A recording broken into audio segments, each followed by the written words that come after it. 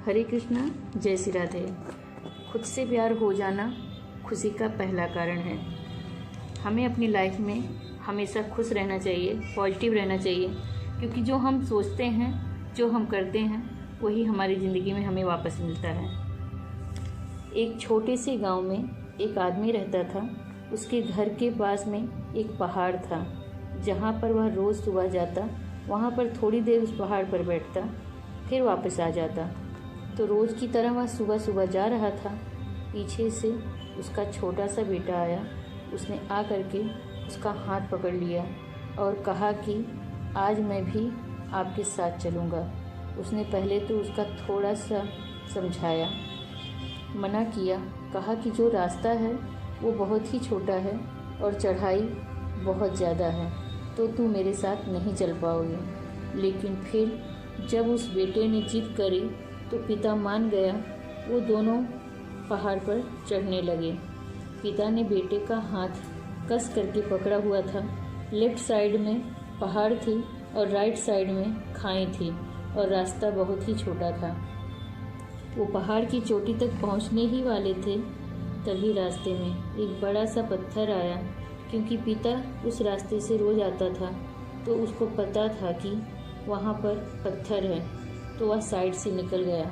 लेकिन जो बेटा था उसका ध्यान कहीं और था, तो उसका घुटना जा करके उस बड़े से पत्थर से टकरा गया।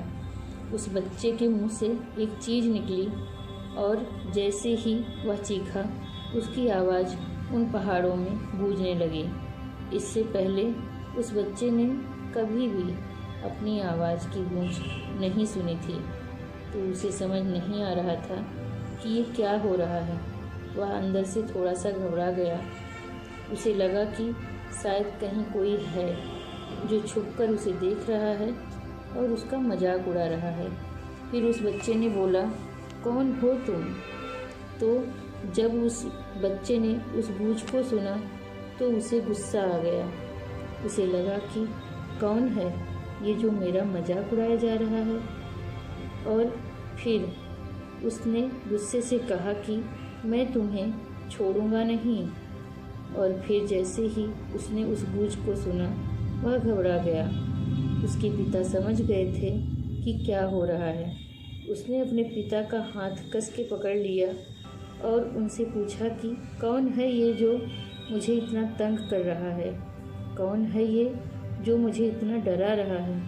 तो उसके पिता थोड़ा सा मुस्कुराए और उन्होंने खाई की तरफ देखा और ज़ोर से बोला, मैं तुमसे बहुत प्यार करता हूँ।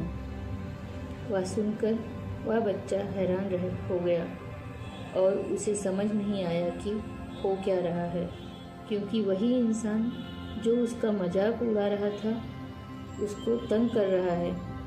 वह उसके पिता को बोल रहा है कि मैं तुमसे बहुत प्यार करता हूँ। तो उसके पिता अपने बेटे को देखा। वो समझ गए कि उसके मन में चल क्या रहा है।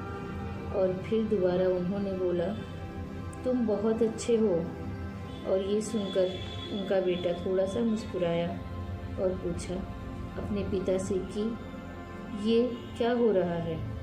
फिर उसके पिता ने अपने बेटे को समझाया, ये जो आवाज़ तुम सुन रहे हो ना, ये किसी और की नहीं है, ये तुम्हारी ही आवाज़ है, जो कि पहाड़ों में गूंज रही है और तुम्हें अपनी ही आवाज़ सुनाई दे रही है। जैसे तुम बोलते हो, ठीक वैसा ही तुम्हें सुनाई देता है।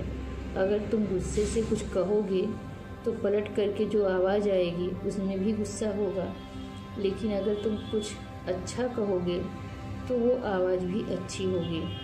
बिल्कुल इसी तरह से हमारी ज़िंदगी में भी होता है। जैसा तुम अपने मन में इस ज़िंदगी के बारे में सोचते हो, ये ज़िंदगी तुम्हारे लिए बिल्कुल वैसी ही हो जाती है। अगर तुम मन ही मन अपने आप से ये बोलते रहोगे कि मेरी ज़िंदगी तो बहुत बुरी है, तो तुम्हारी ज़िंदगी सच में बुरी हो जाएगी। और अगर तुम अपनी ज़िंदगी से प्यार करोगे तो तुम्हारी ज़िंदगी भी तुमसे प्यार करेगी।